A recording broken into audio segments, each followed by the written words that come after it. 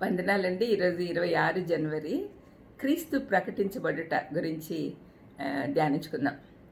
ఫిలిప్పీ పత్రిక 1:18లో పౌలేమంటున్నాడు, మిష చేతనే గాని సత్యము చేతనే గాని ఏ విధము చేతనైనను క్రీస్తు ప్రకటించబడుచున్నాడు.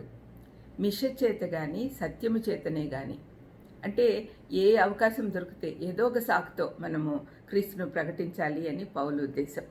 పౌలు ఈ పత్రిక మొదటిసారి రోమ్లో బంధింపబడి ఉన్నప్పుడు రాశాడు.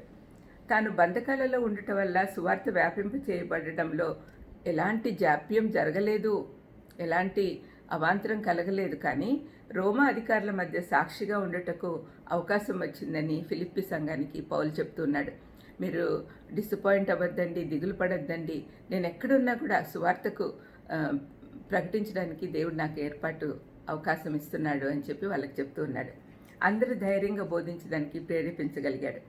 దేవుడే స్వయంగా పౌలును మార్చి అన్యుల మధ్య, అధికారుల మధ్య, యూదా పెద్దల మధ్య సువార్త ప్రకటించడానికి ఏర్పరిచాడు.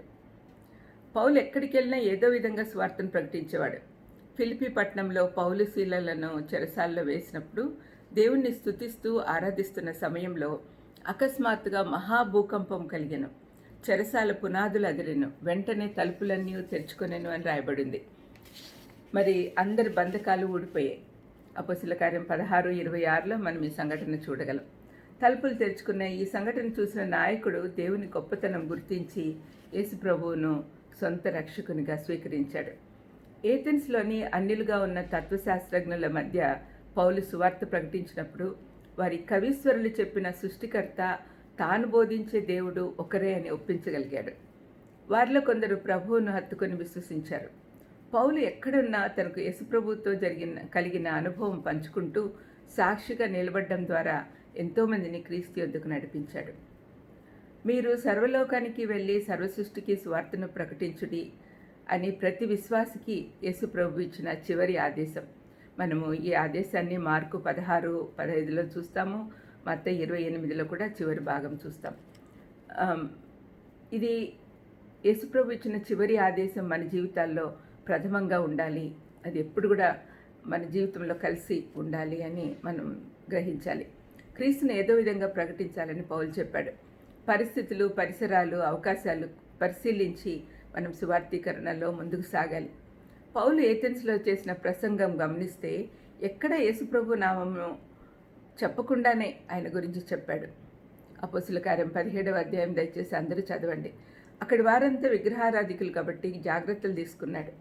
రెండవ రాకడ చాలా సమీపంగా ఉన్న కారణం చేత మనమందరము ఏదో విధంగా క్రీస్తు మన కొరకు చేసిన విమోచన కార్యాన్ని ప్రకటించాలి. విగ్రహారాధనతో నిండి ఉన్న సమాజంలో మనం జీవిస్తున్నందున మనం వారిని నొప్పించకుండా చాలా జాగ్రత్తగా విమోచకుని పరిచయం చేయాలి. వారిలో చాలామంది భక్తిపరులు, మంచివారై ఉన్నారు. కానీ వారికి సత్యం తెలియదు, సత్యాన్వేషకులుగానే ఉంటున్నారు. యేసయ్య పొరుగువారిని ప్రేమించమని ఆజ్ఞాపించాడు. కాబట్టి ఈ విధంగా వారిని ప్రభు యొద్దకు నడిపించడం ద్వారా మనం ఆజ్ఞను పాటించవచ్చు. ప్రార్థన చేసుకుందాం. దయమైడా, అవకాశం దొరికినప్పుడంతా కూడా స్వార్థ ప్రకటించడానికి మాకు నేర్పించండి తండ్రి. ఏ అవకాశం కూడా జారవిడుచుకోకుండా తండ్రి, వీలున్నంత వరకు ఎప్పుడు వీలైతే అప్పుడంతా కూడా స్వార్థ ప్రకటించడానికి సహాయం చేయమని యేసుక్రీస్తు నామమున వేడుకొంచున్నాం తండ్రి. Amen. Amen. God bless you.